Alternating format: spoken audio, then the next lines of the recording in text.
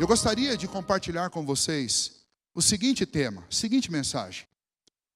Considerando e encarando a vida na perspectiva de Deus. Nosso grande mal é que nós somos míopes. Nós enxergamos a vida numa perspectiva humana e carnal. E por causa disso, nós sentimos medo.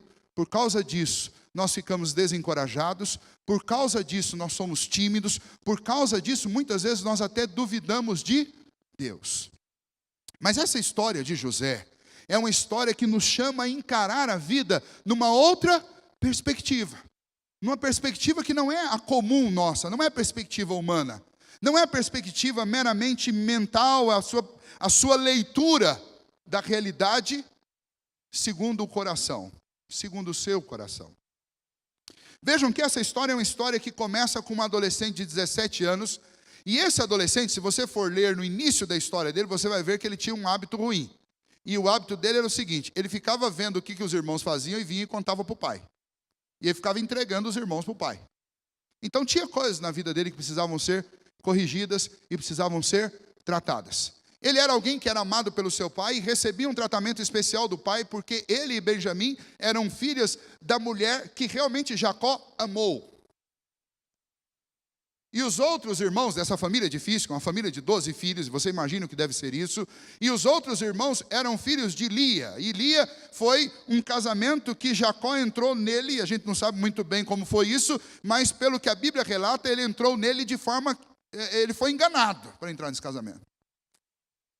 Mas ainda assim ele ficou com a esposa e teve filhos e filhas com ela e com suas servas. Mas apenas Jacó e Benjamim acabaram recebendo um tratamento especial porque eles eram filhos da mulher que Jacó amou, Raquel. Nessa ocasião em que essa história começa, Raquel já está morta. E José recebia do seu pai um tratamento muito especial. Roupas distintas das roupas dos irmãos. Os irmãos iam para o campo trabalhar, mas José ficava em casa e recebia instrução do pai. O pai estava preparando para algo diferente daquilo que os filhos faziam. Mas ainda assim, José, e isso é próprio da idade, talvez não estava entendendo muito bem que tipo de papel ele deveria ter. Mas aí Deus lhe deu um sonho, o sonho de que ele lideraria. Nestes 2 sonhos que ele teve, alguns feixes de trigo, os do seu pai e os de seus irmãos se inclinavam diante dele.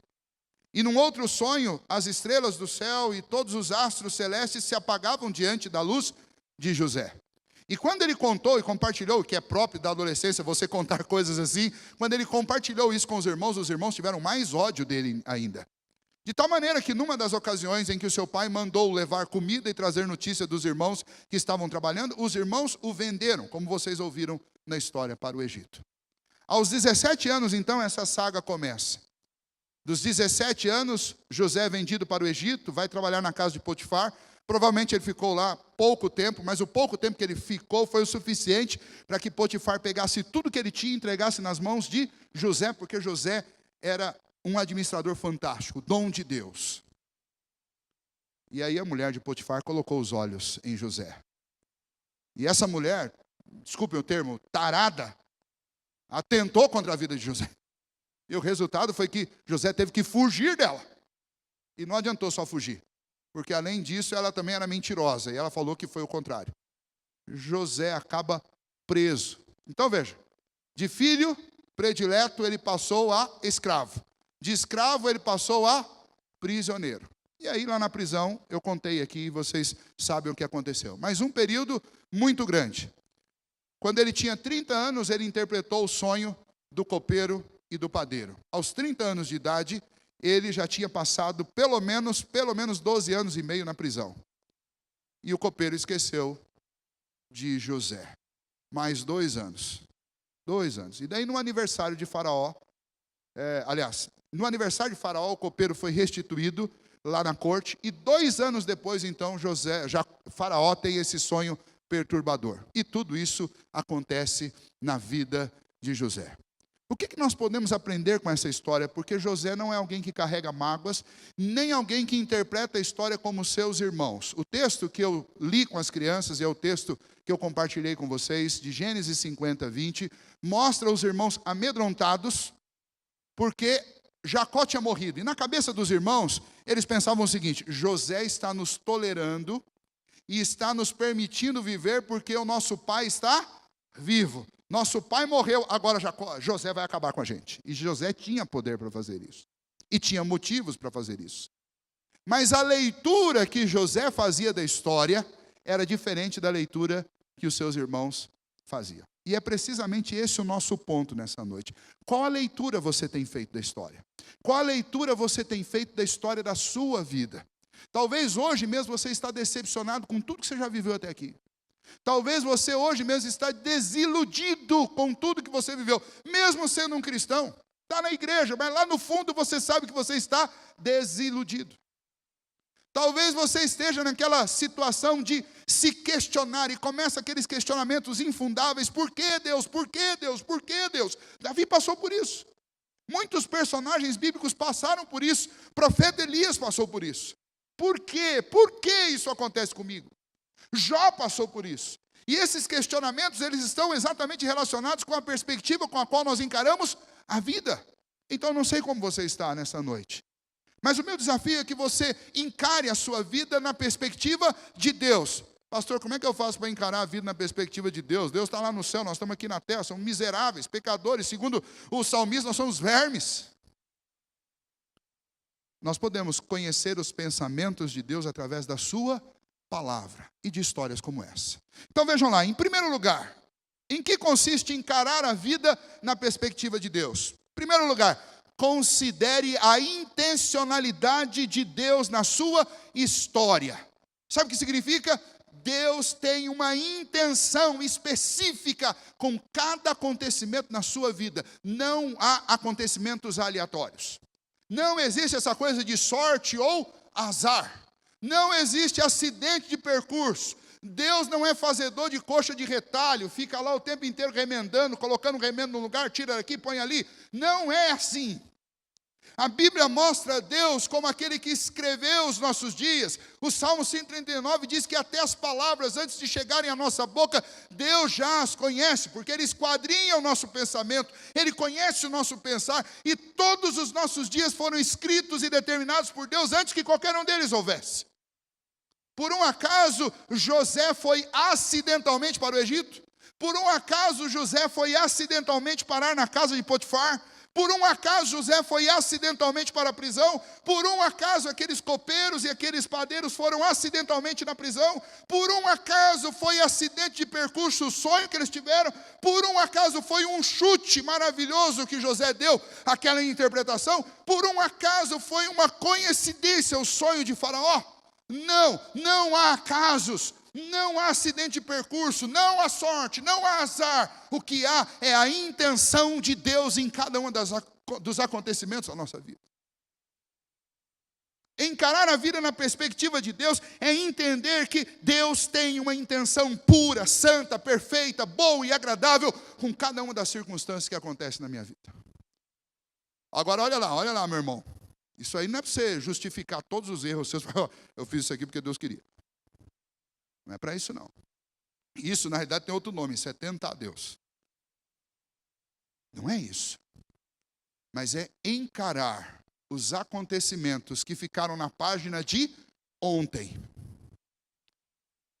como acontecimentos em que Deus tinha uma intencionalidade com cada um deles.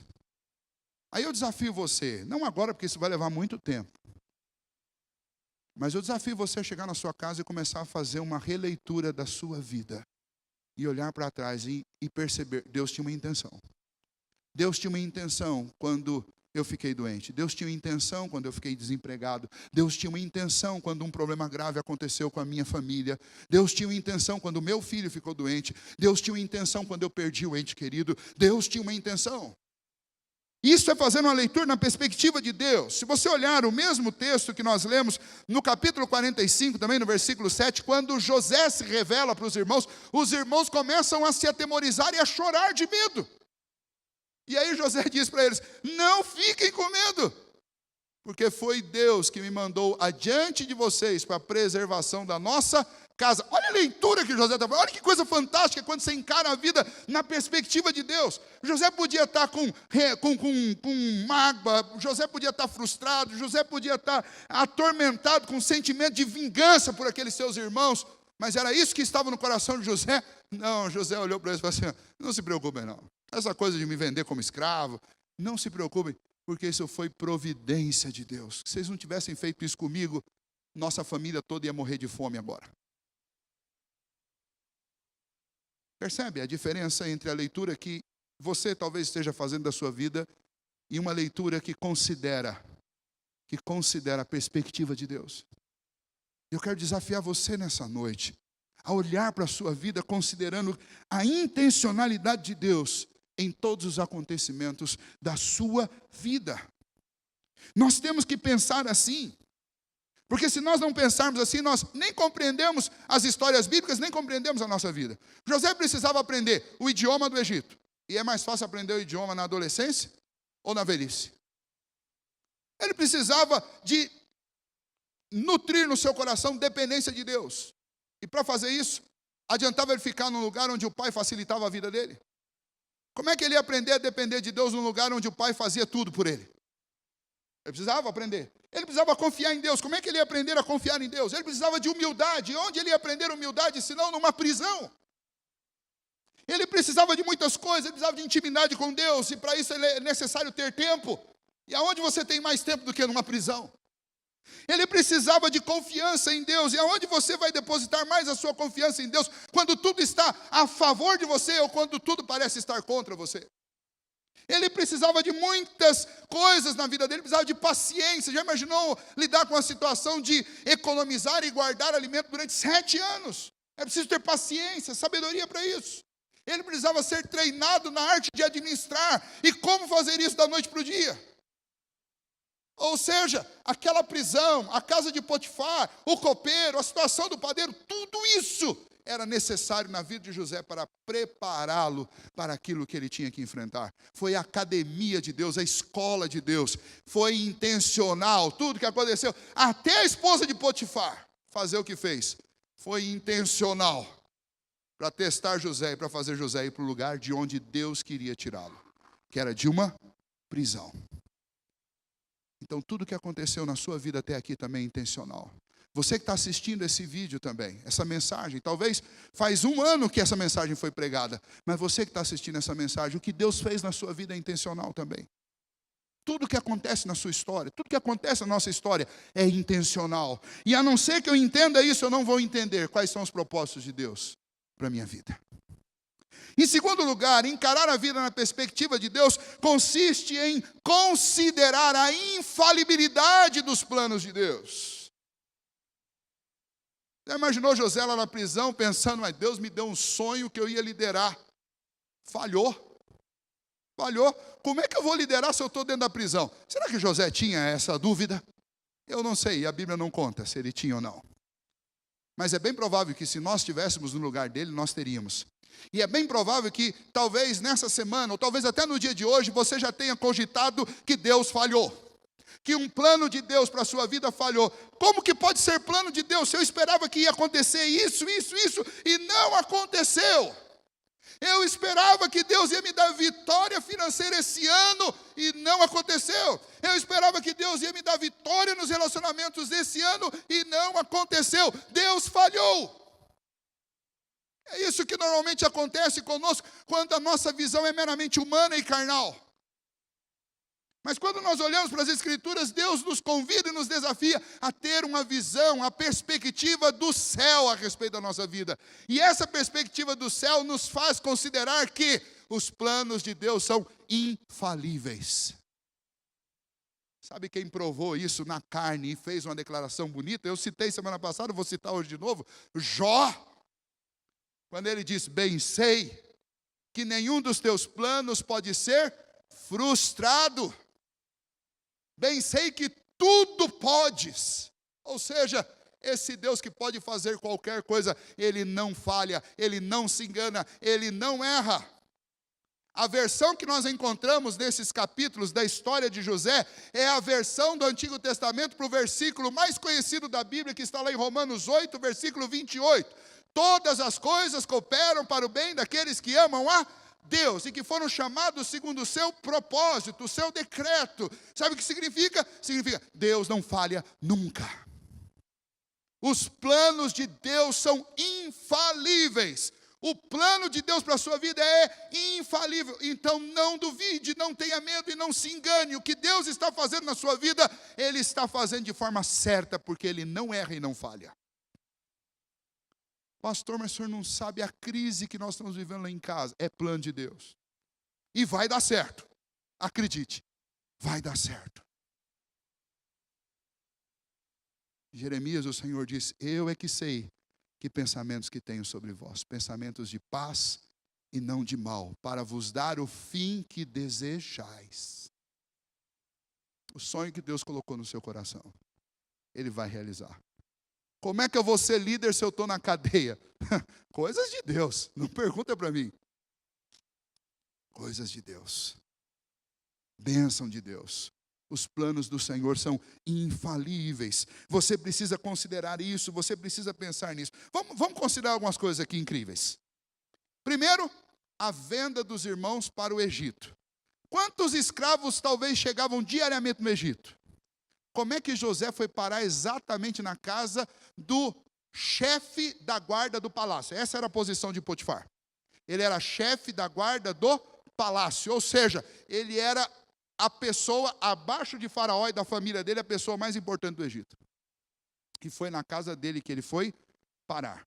Quando Potifar fez o que fez, ele foi levado para um lugar que era mais importante do que a casa de Potifar, porque ele não foi para uma prisão comum. Ele foi para a prisão da guarda do palácio de Faraó. Se você observar, a partir do capítulo 39, você vai ver que ele não está preso em qualquer lugar. Ele está preso numa prisão para onde vão aqueles oficiais que fazem coisa errada. Ou seja, Potifar gostava tanto de José, que ele não o lançou num calabouço qualquer. Ele pegou José e colocou numa prisão especial, uma prisão que era só para oficiais. Foi para lá que ele foi mandado.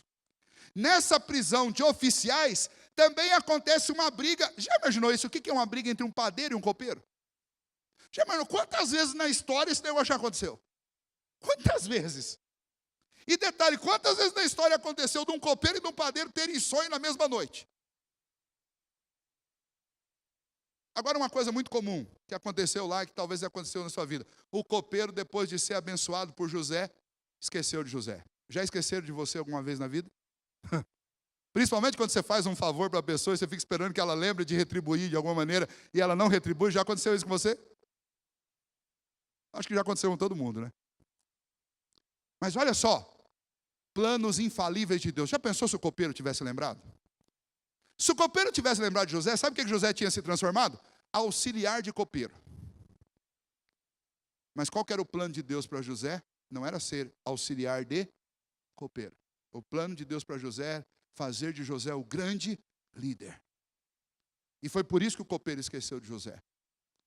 O plano de Deus não falha. O plano de Deus é infalível. Considere isso. Olhar a vida na perspectiva de Deus é considerar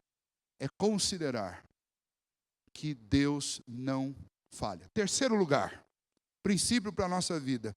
Considere a onipotência de Deus em ação todos os dias na história.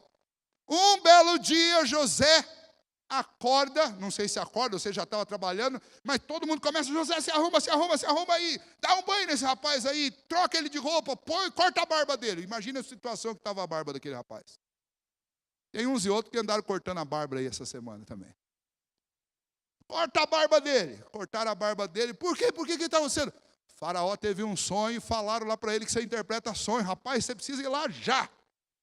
E aí leva José lá. O faraó está lá espavorido, querendo matar meia dúzia de encantador, de mágico que tinha lá, que não conseguiram resolver o sonho dele, porque esses maiorais ficavam loucos quando os funcionários deles não resolviam os problemas deles. Aí vem José.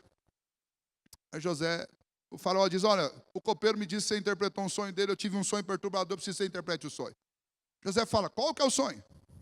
Ele conta. E daí José fala, olha, pelo Espírito de Deus, o Espírito que o Senhor colocou em mim, me fez saber. Não é de mim, é de Deus. E aí, dá a interpretação do sonho. Quando termina a interpretação do sonho, e esse é um dos trechos mais lindos dessa história toda, você encontra no capítulo 41. Quando termina a interpretação do sonho, então, Faraó faz a seguinte pergunta para o seu... Imagine a cena, está lá José ali do lado, né? E aquele monte de gente, oficial, nobre, tudo ali junto, e Faraó olha para eles e fala assim, aonde eu encontrarei na terra um homem que tem o Espírito de Deus para nos fazer passar por essa situação? E José ainda, antes de ser nomeado, dá conselhos, diz para Faraó, olha Faraó, se eu fosse o senhor, eu achava um homem ajuizado, que fizesse o seguinte, guardasse comida, e ele já dá, ele descreve a tática completa, ele fala assim, uma quinta parte de tudo que todo mundo vai colher. O senhor divide a terra com o povo, dá semente para todo mundo e todo mundo vai plantar. 20% de tudo que o pessoal plantar, o senhor guarda. Durante 7 anos. E depois, essa comida que foi guardada vai alimentar o povo por mais 7 anos. Negócio fantástico isso. Fantástico. A cada 5 meses, eles tinham todo o alimento produzido de uma só vez no Egito, por safra. José faz isso, propõe, dá esse conselho, e Faraó fala assim, aonde eu vou achar alguém tão ajuizado que tenha o Espírito de Deus como esse rapaz? E imediatamente ele se volta para José e fala assim, pois a partir de agora, você vai ser governador dessa terra.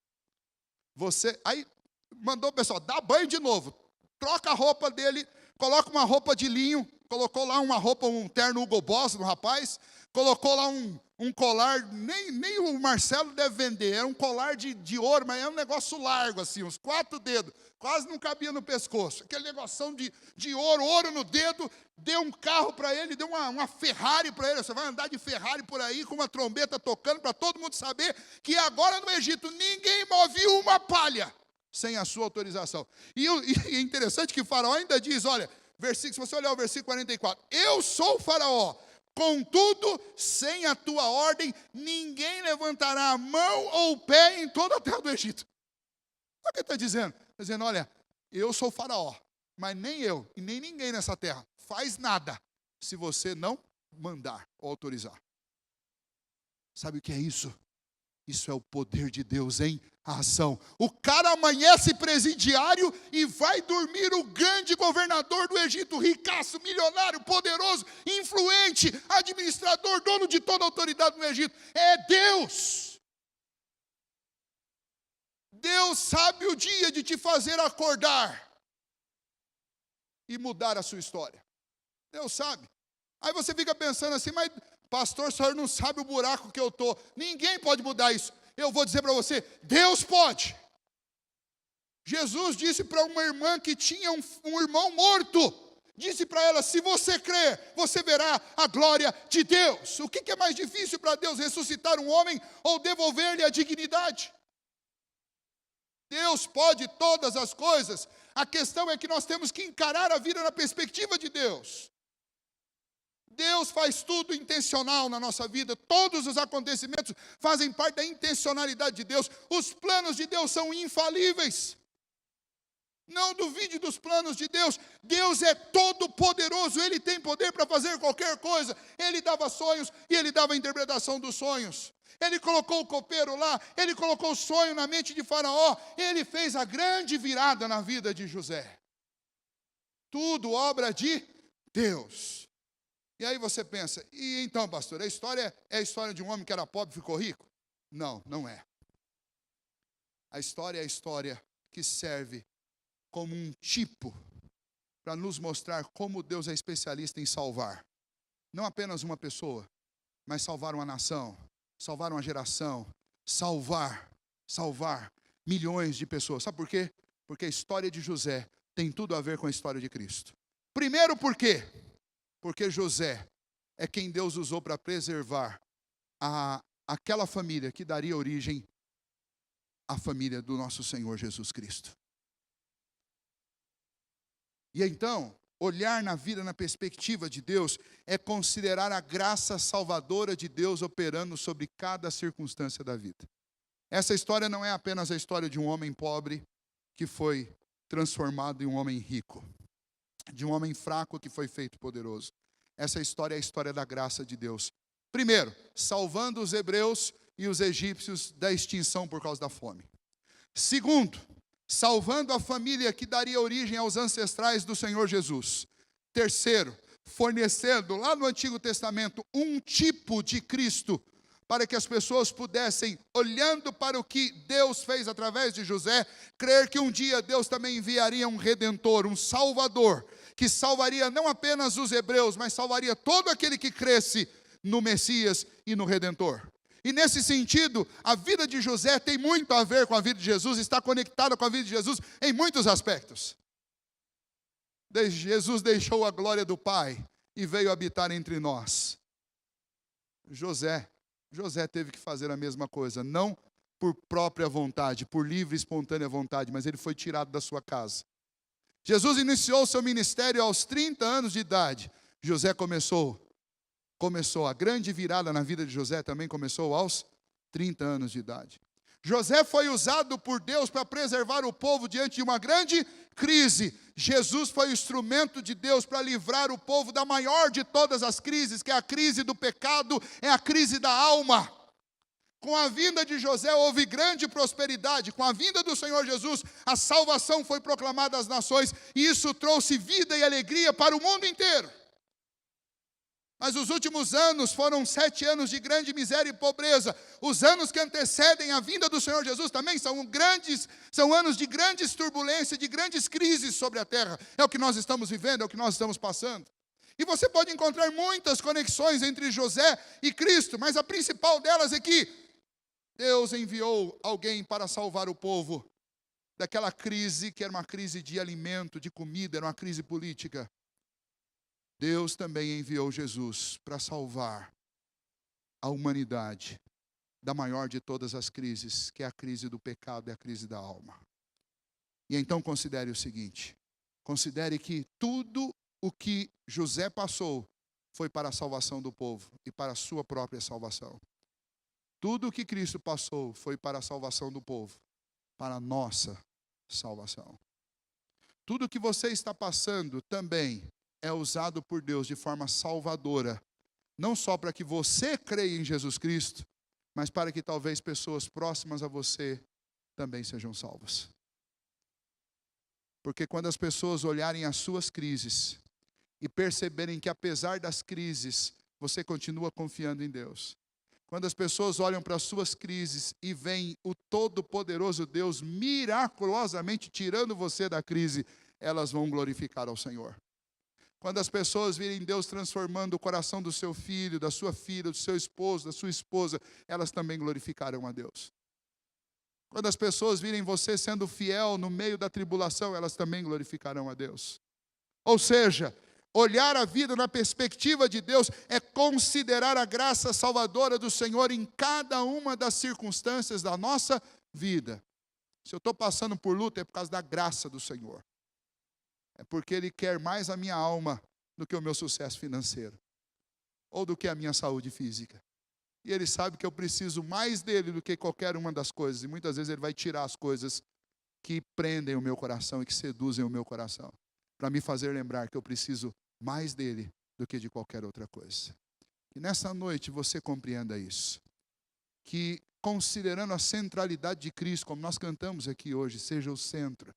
Considerando a centralidade de Cristo na sua vida. Você pare de encarar a vida como um humano carnal, como um homem sem Deus, e passe a olhar a vida na perspectiva do Senhor. Como é que José aguentou? Aguentou porque ele estava encarando tudo pelos olhos da fé. Como é que Jó aguentou? Aguentou porque ele encarava pelos olhos da fé. Como é que Paulo suportou? Suportou porque ele encarava pela perspectiva de Deus. Como é que eu vou suportar, pastor? Você vai suportar encarando na perspectiva de Deus. Amém? Bênção para a nossa vida. Quero deixar para você 4 palavras de encorajamento nessa noite. Primeiramente, uma palavra de fé para o seu coração. Diante de tudo que nós ouvimos aqui, de tudo que nós compartilhamos, eu quero dizer para você, tenha bom ânimo, como Jesus disse que nós deveríamos ter. Tenha bom ânimo. Jesus disse, eu venci o mundo.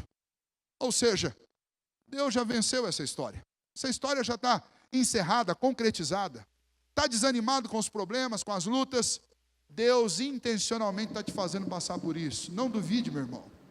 Está desencorajado? Lembra, os planos de Deus não vão falhar na sua vida. Tenha fé, tenha bom ânimo. Cabeça para cima. Coração na mão de Deus. Olhos voltados para o céu.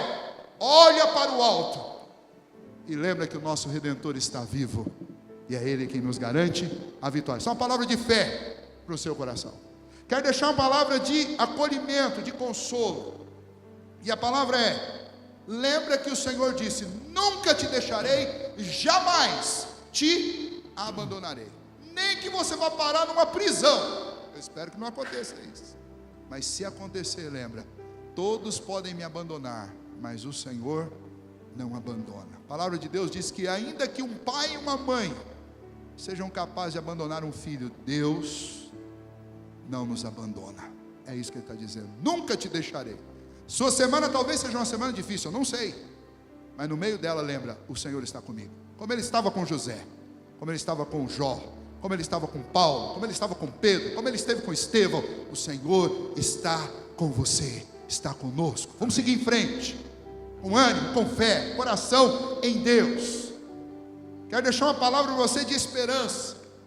Salmo 40, versículo 1. Esperei confiantemente pelo Senhor.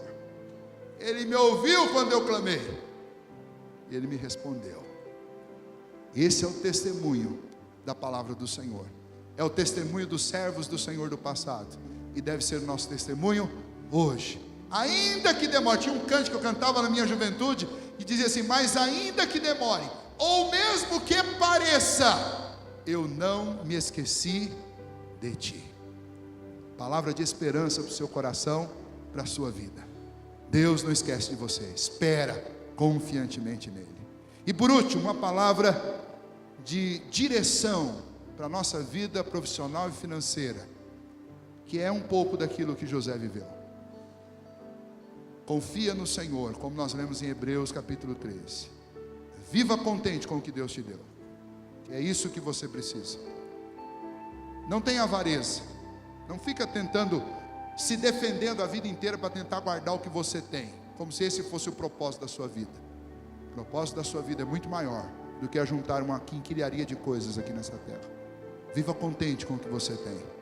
Lembra que o que você mais precisa é da companhia do Senhor. E o Senhor diz, nunca te deixarei. Contentamento no coração. Coração sem avareza. Cheio de fé, de esperança, de confiança